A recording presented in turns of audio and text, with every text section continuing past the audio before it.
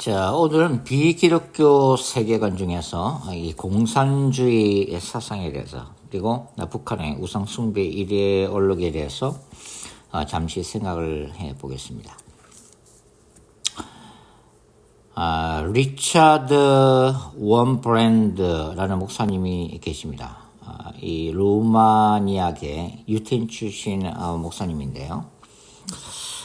이 목사님은 이 마르크스 앤 세이턴이라는 책에서 이 마르크스주의의 무신론적 기반이 단순한 철학이 아니라 반기독교 정서에서 출발했다고 지적하고 있습니다.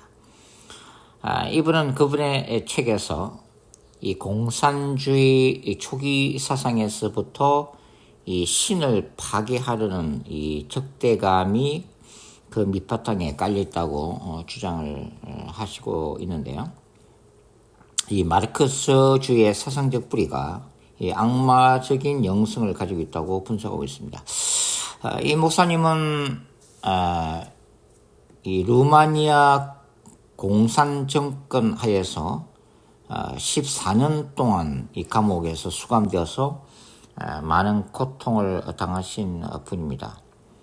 나중에 감옥에서 나온 다음에 순교자의 소리라고 하는 기관을 설립했죠. Voice of the Martyrs. 그래서 이 지하 교회의 실상과 그 다음에 공산주의의 잔혹함에 대해서 알리는 그런 사역을 하다가 지금은 돌아가신 것으로 되어 있습니다. 이 리처드 워런 브랜드 목사님의 신학을 한 세 가지로 이렇게 정리할 수가 있는데요. 첫 번째는 바로 고난의 신앙입니다. 그분 자신이 이 감옥에서 많은 박해와 핍박 속에서 그리스도의 고난에 동참하는 이 고통을 당하기 때문에 이 고난의 신학을 치닫게 됐다고 하는 거죠. 그 다음에 그럼에도 불구하고 이 목사님은 용서와 사랑을 실천했습니다.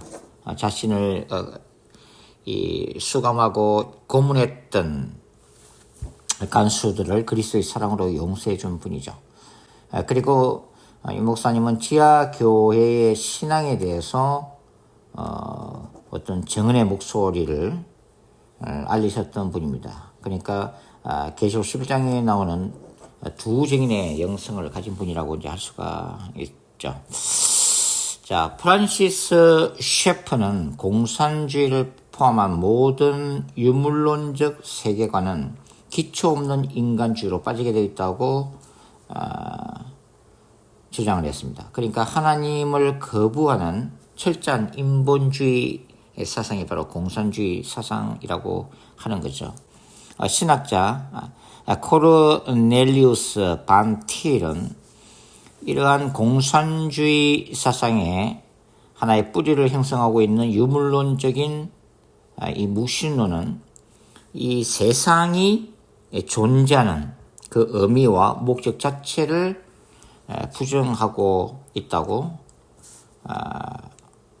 말씀을 한 바가 있습니다. 그 다음에 알빈 슈미트는 이 마르크스주의가 제시하는 구원관을 종교적 메시지를 흉내낸 모조품이다 이렇게 이제 평가를 하고 있고, 이 전 소련의 수용소 생존자이자 작가였던 이 알렉산더 솔제니친 박사는 인간 존엄과 영혼이 공산주의 체제 하에서는 철저히 파괴된 그 현실을 생생하게 기록하면서 공산주의는 하나님을 배제함으로써 궁극적으로 인간성 자체를 파괴한다고 주장을 한 바가 있습니다. 자, 그래서 이 공산주의는 결국은 기독교의 근본 교리와 충돌하는 비기독교 세계관의 이 분야를 형성을 하고 있습니다. 결국은 공산주의 또한 사탄적인 뿌리를 가지고 있다는 것을 우리가 알 수가 있다고 하는 거죠. 자, 이 공산주의는 외견상으로 보면은 뭐 종교를 부정하는 단순한 무신론적 이념으로 보이지만 실제로는 특정 이념과 지배 권력을 신격화하고 전체 인민을 통제하는 체제적 우상 숭배의 양상을 드러내고 있습니다. 그러니까 이 공산주의는 고대 근동의 신정 정치와 구조로 굉장히 유사하다고 하는 거죠. 그리고 성경이 묘사하고 있는 이 사탄의 나라의 한 퍼즐을 형성하면서 지금도 존재하고 있습니다. 고대 근동은 신정 정치라고 이렇게 말씀드릴 수가 있는데, 이것은 바벨론이든 아수르든 이집트든 이런 고대 근동 제국들은 신권적인 왕권을 통해서 왕 또는 제국 이데올로기를 신의 현현으로 신격화했다고 하는 거죠. 이런 고대 근동 세계는 국가 질서 자체를 신성시합니다. 그래서 왕과 국가에 대한 반역은 곧 신에 대한 반역으로 이제 간주를 하는 거죠. 자, 공산주의는 공식적으로는 무신론을 주장하면 실제로는 공산당이라고 하는 정당과 지도자를 절대화하면서 체제와 이념을 대체 종교, 하나의 종교로 삼고 있는 사상입니다. 그러니까 이런 이 공산당이라고 하는 어떤 그 정당과 국가의 이 공산주의 이념은 고대 신정 정치의 그 제사장 계급과 동일한 기능을 수행하고 있다고 하는 거죠. 결국은 사탄이 고대 근동 세계에서 이러한 고대 왕들과 그 다음에 그들이 숨기는 국가신들을 신격화하여 이 하나님의 절대 주권을 대적하던 그 전략이 현대적인 모습으로 나타난 유행 중에 하나가 바로 공산주의 사상이라고 할 수가 있습니다. 그래서 고대 근동이 신의 이름으로 민중을 강제 노동과 과세로 착취했던 바로 그것이 현대화된 것이 공산주의 사상이라고 할 수가 있죠. 고대 근동에서는 뭐 신전에서 봉사하는 그것을 의무화했고, 그 다음에 이제 개인이 국가를 위해서 노동을 제공하는 그 어찌 보면 착취죠. 이런 것들을 신의 축복을 받기 위해서 신성한 의무로 제시를 하면서 세뇌를 시켰다고 하는 거죠. 그래서 이 공산주의도 끝으로는 민중해방, 노동해방을 주장하고 있지만 사실은 당과 국가 권력이 전체 민중을 수단하고 자유를 박탈하면서 전체 인민들을 노예화 한다고 하는 거죠. 결국은 이런 공산주의 사상은 뭐 요한계시록에 나오는 뭐 짐승과 같은 것입니다. 그래서 짐승이 모든 사람들에게 자기 형상을 경배하는 것처럼 공산주의의 지도자들도 그와 똑같은 현대화된 짐승의 자리에 있어서 결국은 이 야훼의 거룩한 전쟁의 대상이 된다고 말씀을 드릴 수가 있습니다. 따라서 교회는 어떻게 이렇게 공산주의 사상에 대해서 생각해야 할까요? 결국은 이 하나님의 통치를 대신하려고 하는 이 인간 중심의 체제인 공산주의 사상에 대해서는 예언자적인 분별력을 가지고 대처해야 한다고 하는 거죠. 결론적으로 기독교의 이 교리와 복음과 진리는 공산주의 사상과 같이 갈 수가 없다고 하는 겁니다. 공산주의 사상은 이 땅에서 무너져야 될 계시록 18장의 바벨론이 무너진 것처럼 무너질 것이고 그 자리에 하나님만이 우주적 왕으로 경배와 찬양을 받는 하나님의 나라가 임하게 될 거라고 하는 거죠. 자, 이어서 우리가 이제 북한의 우상 숭배 이데올로기에 대해서 한번 생각을 해보도록 하겠습니다. 자, 북한은 이 주체 사상을 통해서 또 김일성 일가에 대한 숭배를 통해서 태양신 숭배 사상이 나타나고 있는 독특한 우상 숭배 이데올로기를 구축하고 있는 땅이라고 할 수가 있습니다. 먼저 이 북한의 주체 사상에 대해서 좀 생각을 해보죠. 북한 주체 사상의 핵심은 인간 중심의 세계관이라고 요약할 수가 있습니다. 즉 인민이 모든 것의 주체이면서 세계와 역사의 주인이라는 것을 굉장히 강조를 하고 있습니다. 그러나 실상은 인민이 중심이 아니라 바로 수령 중심이죠. 바로 김일성 독재 체제라고 하는 것입니다. 자, 이 북한 주체 사상 크게 세 가지를 토대로 하고 있습니다. 첫 번째가 이제 자주 사상, 두 번째가 자립, 세 번째가 자위입니다. 자주 사상이라는 것은 정치적으로 외세에 의존하지 않는다. 독립 노선을 강조하고 있는 거죠. 그리고 사상적으로도 북한 내부의, 북한 자체의 사상과 체제를 이제 고수하고 있습니다. 그러나 이것은 어찌 보면 이제 폐쇄성이 스스로를 이 세상과 다른 국가와 교제하지 않고 스스로를 폐쇄시키는 봉쇄주의라고 이제 할 수가 있는 거죠. 두 번째가 이제 자립을 주장하고 있는데요. 이것은 경제적인 자력 경쟁을 외치고 있고, 그 다음에 외국 원조와 무역에 의존하는 것을 거부를 하고 있습니다. 그럼에도 불구하고 우리가 다 알다시피 남한의 몇몇 대통령들의 정치 자금을 받아서 그것을 핵무기를 개발하는 데 썼던 땅이 바로 이제 북한 땅이죠. 그 다음에 이제 세 번째가 자위입니다. 자위라는 것은 이제 국방에 있어서 자국의 힘으로 국토를 지키자 하는 그런 주장이 있죠. 마르크스 레닌주의 북한식 이제 해석인데, 사실은 이러한 북한의 주체 사상은 결론적으로 중국보다 더 김일성 일가를 신격화하면서 하나의 종교 집단화 현상을 보이고 있다고 하는 것입니다.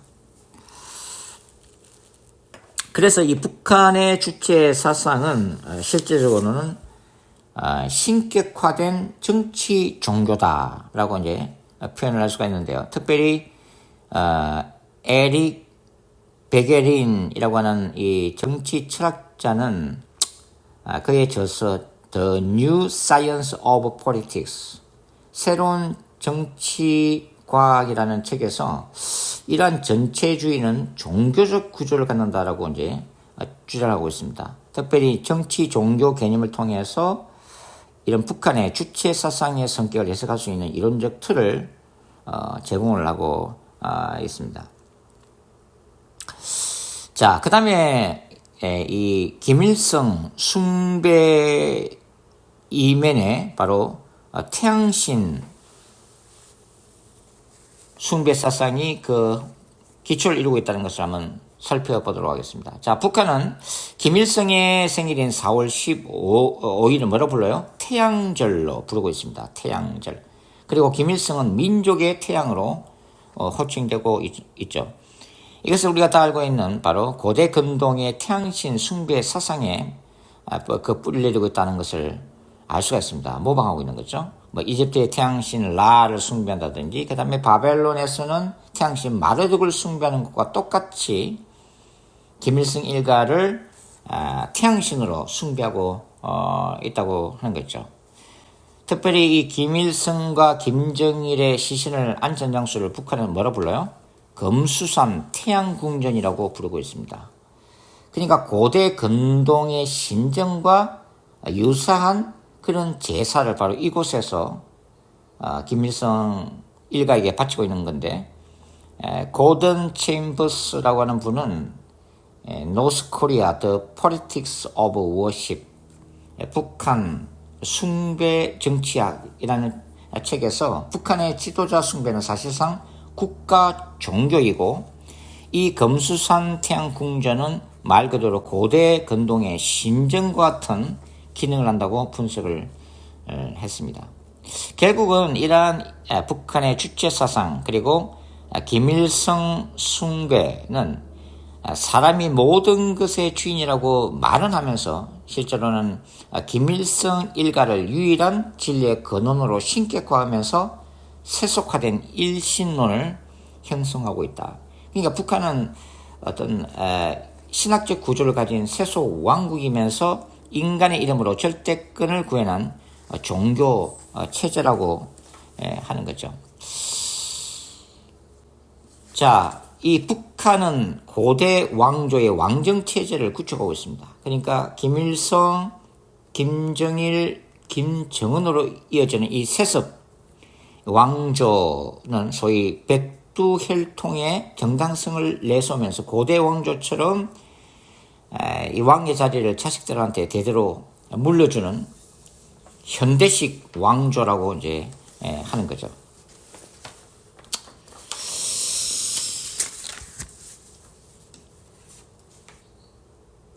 자, 이제는 이 공산주의 사상 그리고 북한의 우상 숭배 일의 얼룩에 대해서 우리가 과연 어떻게 분별이 되는지 결론을 좀 제시를 하도록 그렇게 하겠습니다. 우리가 그 신학적인 관점에서 볼 때 특별히 이 거룩한 전쟁 신학적 관점에서 볼 때는 공산주의 사상은 반기독교 세계관의 한 분야를 차지하고 있습니다. 그래서 이 역사와 정치, 문명 차원에서 실제로 벌어지는 사탄의 나라의 한 퍼즐을 형성하고 있고, 결국은 공산주의 사상 또한 하나님의 나라와 지금 상호 충돌을 일으키고 있다고 하는 거죠. 결국은 기독교의 진리와 양립할 수 없는 사탄의 나라에 속한 비기독교 세계관을 형성하고 있다고 하는 거죠. 결국은 이러한 이 세상의 비기독교 세계관은 계시록 13장의 이 짐승을 상징화하고 있다고 하는 거죠.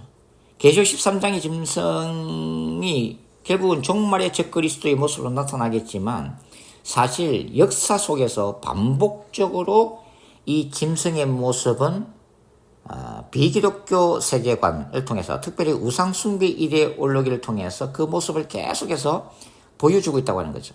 그러니까 북한의 주체 사상이나 김일성 일가 숭배 이데올로기는 이러한 짐승이 현대적으로 구현된 거라고 하는 거죠. 그래서 이 북한의 이 권력은 용에게서 권세를 받은 짐승에 해당된다, 이렇게 우리가 생각을 할 수가 있겠습니다.